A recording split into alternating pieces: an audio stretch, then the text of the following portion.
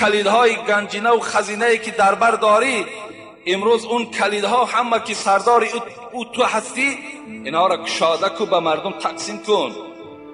زر و نعمت اکنون بده کانی توست، که بعد از تو بیرون زی فرمانی توست.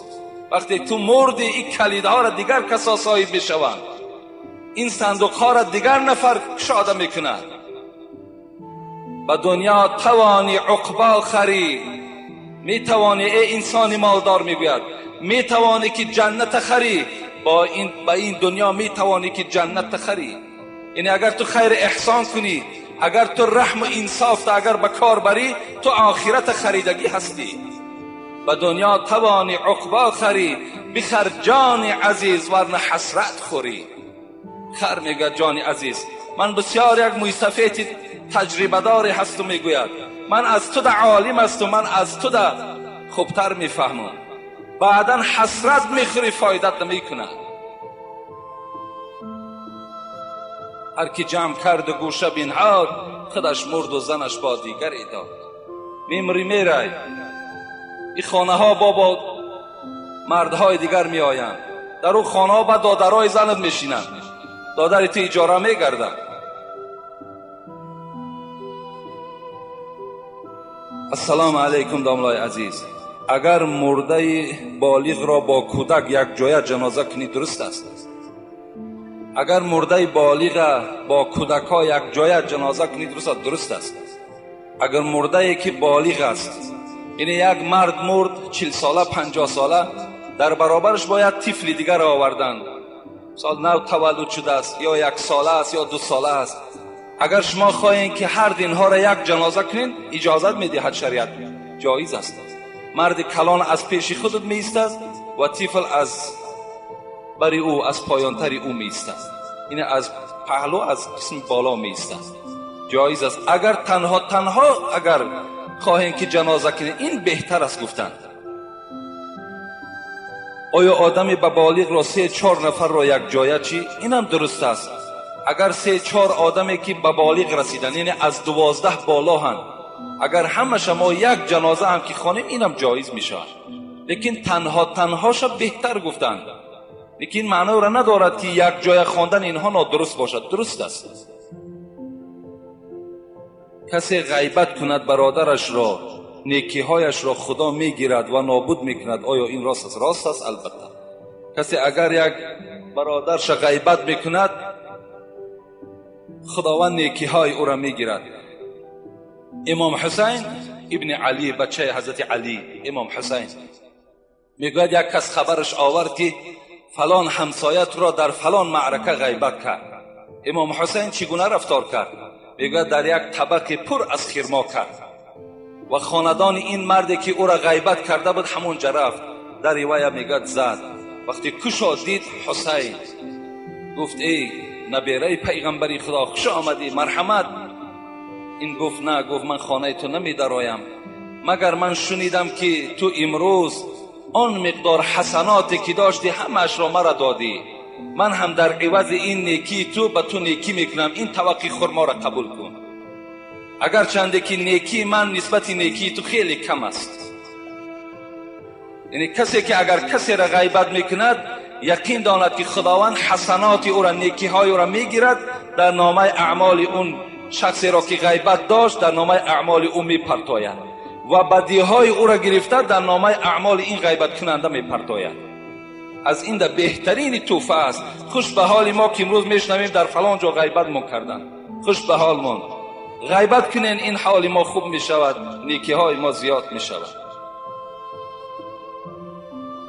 در اینجا چند برادرات میارن، من نمیخوانم اونها را. داملای عزیز، جمع پیغمبران چند تا هستند و چند تای او در قرآن هست. التماس نامهایشان را تکرار کن تا که ما از کسیته ها نوشته گیریم. و حضرت موسی سخن خدا را میشنید با گوشهایش، یا چگونه سخنرانی هایش بود.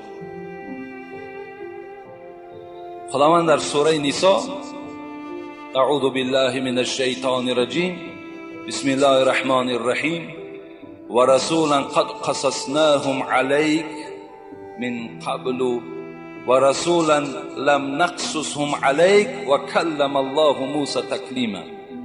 خداوند در این سوره نساء برای پیغمبر خدا حکایه کرد که ای محمد صلی الله علیه و سلم، بعضی از پیغمبرها را من برای تو قصه کردم و بعضی از پیغمبرهای دیگر را در قرآن نامشان یاد نکردم.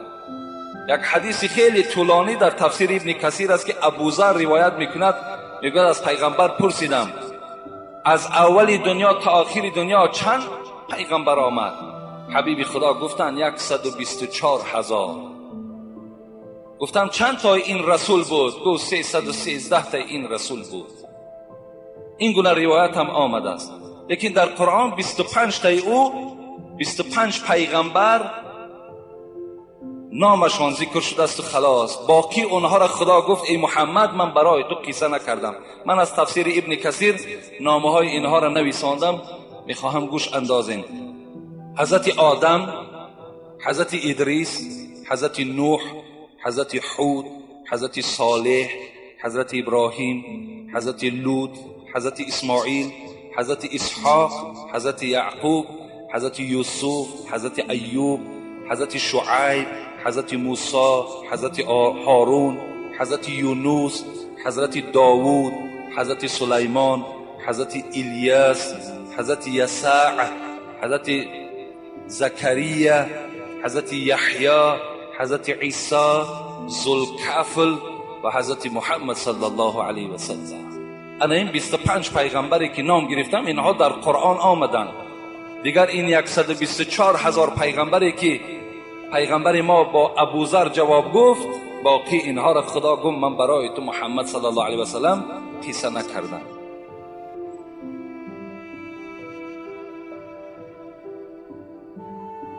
السلام علیکم داملای شیرین سخن. ما از شما یک سوال داریم که یک گروه مخلصان شما جوابش را با پررگی میگردانیدید.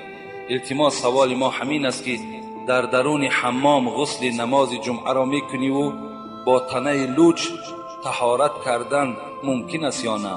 خواهش مرا رد نکنید، التماس بین ما جنگ شد، به داد ما برس. یعنی در حمام وقتی شما رفته آبازی میکنید شما گناهگار میشوید.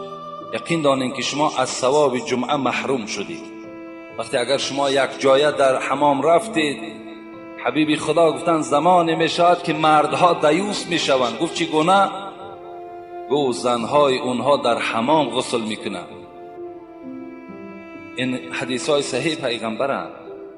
در حمام یک جایه وقتی که شما آبازی میکنید ترک فرض میکنید، یعنی از زیر ناف تا زیر زانو که فرض است اینا که شما نمیپوشانید و اگر شما هم پوشانید و دیگرها که نمیپوشانند، این حالت ده همه شما گناهگار هستید. اگر در همون حمام ها اگر شما تنها اگر غسل کنید جایز است، همون نامرهایی که ما و شما میگیم اگر در اونها رفته غسل کنید جایز. لیکن در بین مردم با تنه لوچ وقتی شما غسل میکنید این هم بی حیایی است، این هم بی شرمی هست، این هم البته گویم یک بی ناموسی هست که شما ترک فرض کرده ایستاده اید. از این خاطر غسل با تنه لوچ می شود. وقتی ما و شما غسل که کردیم این حالت همون از طهارت ما و شما واقع می شود. لیکن کاری کنه در حمام ها اگر یک جای همگی باشد و با تنه لوچ نروید شما گناهگار میشد. تنها باشد اجازت است. این فرمان شریعت است. من به شما حواله میکنم، اختیار دارید. السلام علیکم اکای حاج میرزا. میگویند که در روز عید خواهید رمضان خواهید قربان باشد 100 دانه تخم دهی حساب یک چاروا ذبح کردگی می شود. آیا این درست است یا نه؟ این نادرست است. اگر 100 نه 1000 تخم که دهی برابر ذبح گوسفند برابر نمی شود. و ذبح دیگر چیز است. او خبر است با نص قرآنی است، با احادیث های پیغمبر خدا هست. با دادن تخم چاروا هیچگاه البته ذبحش شما ثوابش شریک نمی شوید. السلام علیکم و رحمت الله و برکاته. اکای حاجی میرزا، با این سوالی من جواب گردانید که حتما ضرور است. همه زنها میگویند که در روز سه شنبه یا اینکه روز پنجشنبه بعد نصف روزی میگویند بگاهی جمعه میدراید. پوشاک شستن یعنی لباس شستن، سر و تن را شستن اوبال است. آیا این درست است یا نه؟ خواهش میکنم حتما سوالی مرا جواب گردید. منم از شما خواهش میکنم که بس کنید زنک ها را گوش کردن. چگونه که از ما خواهش میکنین، من از شما خواهش دارم که زنها را کم گوش کنین. هیچ مادر اپا و خواهر شما مدرسه ختم نکرده است. هیچ کدام اونها علم ندارن، همه اینا جاهل هستند. من در همین مردم زندگی میکنیم. من نمیدانم زنهای ما چند قدر علم دارن. از شما خواهش، اگر مرد باشید، برادر باشید، همون عالم هاتون گوش کنید. بس کنید مامم گفت، بابام گفت، اکم گفت، فلانی گفت. اینا دلیل شرعی نمیشوند. اگر کدام انسانی را شما اگر مثالم که آرین، اگر ما تا در کتاب نبینیم سخن او رد است، قبول نیست. امروز الحمدلله در پیش ما کتاب است، امور خداوند خط داده است، سواد داده است. دیگر ما احتیاج به هیچ مادر و اپا و دیگر شما نداریم. برای همین شما هم آنها را گوش ناندازین. اینا همه دروغ هستند. چه روز سه شنبه میشوی، چه روز جمعه میشوی، چه روز چهارشنبه، همه روز برای ما و شما لباس شستن، تازه گشتن، پاکیزه گشتن سنت است.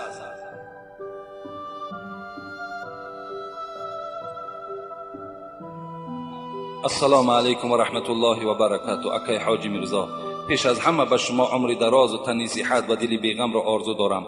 اکای حاجی میرزا، شما بگویید که در فصل زمستان مسجد محله ما خنک است. ما در همسایگی مسجد اقامتی میکنیم و من باشم از زبان شیرین شما شنیدم که اگر کسی در همسایگی مسجد میشیند و در مسجد نماز نمیخواند، نماز او حتی نماز نیست. در زمستان هم مسجد رفته نماز خوانیم یا در خانه. من حالا باشد نمازهایم را هر روز در مسجد میخوانم. التماس خواهش میکنم که سؤال مرا پر جواب گردانید. خوش به حال همو برادرهایی که چی در تابستان و چی در زمستان در مسجد رفته نماز میخوانند. البته کسی که نماز در همسایگی مسجد است و نمازش در خانهش میخواند، این نماز قبول نمی. پیغمبر خدا لا صلاة لجار المسجد الا فی المسجد، این حدیث صحیح است. نیست نماز از برای آن کسی که اگر در همسایگی مسجد زندگی کند و در خانه نماز خواند. زمستان، تابستان، همه حالت در گردن ما نماز با جماعت سنت مؤکده است. باید که ما و شما ترکش نکنیم. اگر ترک کردیم ما و شما گناهگار میشویم. این گناهگاری هم کاری هزل نیست، کاری آسان نیست. همه مسجد امروز خنک است. السلام علیکم داملای محترم. یک برادر اسلامی 7 پاره قرآن را ختم کرده، به پاره 8م شروع کرده است. امیدوار یک کف دعای شماست. التماس در همین جمعه در حقش یک دعای خیر کنید. با احترام برادر اسلامی شما از ناحیه مؤمن آباد. خدای مهربان باز هم علمی لدون و ذهن ذکی، علمی نافع، علمی با عمل و حفظ مکمل خدای مهربان با این بنده خود نصیب بگردانی و به تمام آن میخواندگی هایی که دارد عمل کردن در خدا موفقش بگردانی. آمین یا رب العالمین. السلام علیکم داملای شیرین زمان. من میخواستم از شما بفهمم که آدم های هستن که میگویند که خدا زده باشو او راه زده نه. باز میگویند که در پشتش کدام اوراحی بود است که او با فلان بلا گرفتار نشد. من با آنها میگویم که شما نادرست میگویید. شما چی میگویید؟ در آخر در حق شما یک فکر کنید. میگویم که در ما و شما که خدا زده باشه او راه زده نباشه. وقتی انسان خدا زد دیگر ارواح او را مددگار میشود. نخطون یک همین سخن گوش اندازید. از همه مشکل ترین خدا زدن است. وقتی خدا کی زد از دست ارواح چی می آید؟ این مثل همون سخنهای ما و شما که از جامان میخیزیم یا علی شعری خدا گفته مثل شیعه هاواری. ولی بسیاری از ما و شما همین عادت داریم از جامان که خیزیم یا علی شعری خدا. مدد کن، این کفر است، این شرک است. از جات که میخیزی یا الله، مینشینی یا الله، پیرا مدد کن، پیرها مدد کردن نمیتونن، خدا مدد کن. اینا هست، باید این کلمه ها باید از زبان ما و شما دور شود. اینم به منزله امین است. پیرها مدد ما میکنن، اگر ما و شما نزدشان رویم تعلیم گیریم، تفسیر قرآن خوانیم، تفسیر احادیث ها خوانیم، مدد از همین خودش، یاردم کردن از ثواب میگیرن. لیکن از اونها مدد طلب کردن ده ما حق نداریم.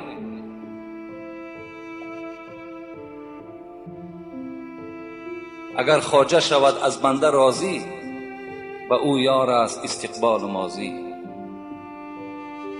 شود ای بنده گر مولا به آزار، همه در هر دو عالم از تو بیزار. اگر خدا از تو ناراضی شد، اگر خدا که تو را زد، دیگر دنیا و قیامت در تو هیچ دوست برای خودت یافته نمیتانی. حضرت گفتند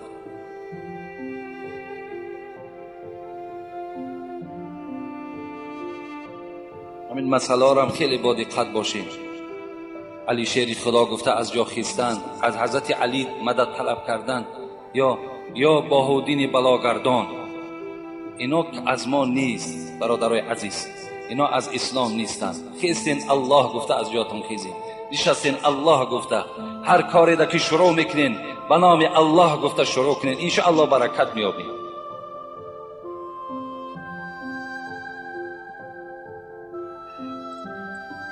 استاد عزیز، همین 4 مصرع خطی که من نوشتم اگر در درآمدگاه مسجد می نوشتید، از شما از ما تبرکانه خوب می شد.